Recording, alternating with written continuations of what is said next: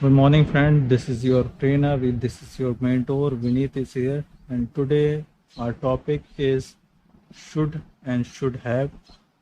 So, what is the use of should and what is the use of should have in the sentences? So, how we can use this word in sentences and what is the meaning of these sentences? We can discuss about all these things in this video.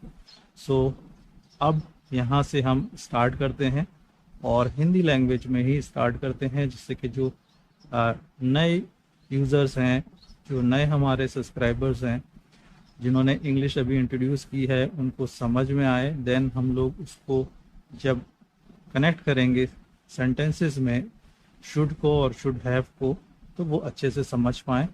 और इसके अलावा दोस्तों, English का जो basic नियम ये होता है कि आपको ज़्यादा से ज़्यादा इंग्लिश को बोलना है यदि आप स्पीकिंग करना चाहते हैं। यदि आप स्पीकिंग करते हैं तो आप ज़्यादा से ज़्यादा, चाहे आप गलत ही इंग्लिश क्यों ना बोलें, लेकिन आपको इंग्लिश को स्पीकिंग में यूज़ करना है। तो यहाँ पर दोस्तों, शुड का जो मीन्स होता है वो होता है एडवाइस के तौर पर।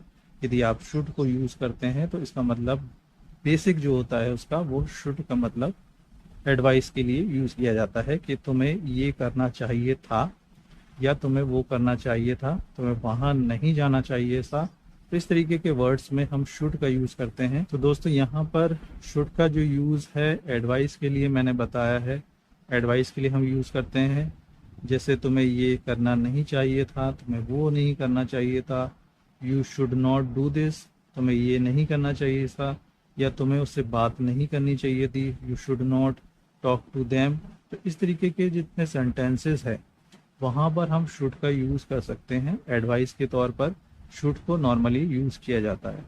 और शुड हैव का यूज़ हम तब करते हैं जब जो सेंटेंस होता है वो पास्ट में चला जाता है या तुम्हें करना चाहिए था में चला जाता है, तो हम शुड हैव का यूज़ करते हैं। You should have do this work, तुम्हें वो काम करना चाहिए था। You should have not do this work, तुम्हें वो काम नहीं करना चाहिए था। इस तरीके के वर्ड्स के लिए हम शुड हैव का यूज़ करते हैं, जो कि पास्ट में हो जाता है।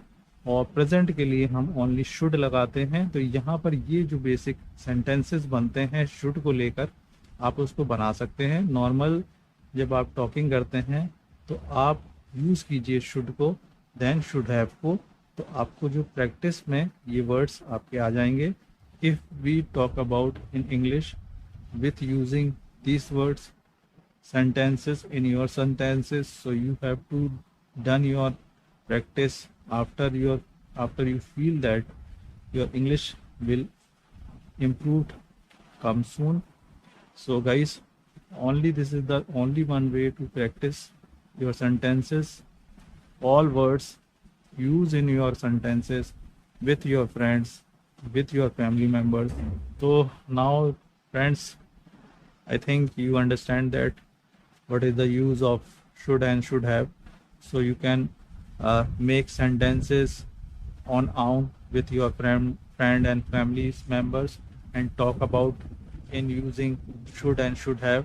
So your practice will perfect yourself. So you do practice hard and your English will improve soon. So this is the only one way. Practice, practice and practice. I also include these things and this rule previous videos you can see on my playlist in this channel. So guys, I hope you like my videos. If you like my videos, so please do subscribe my channel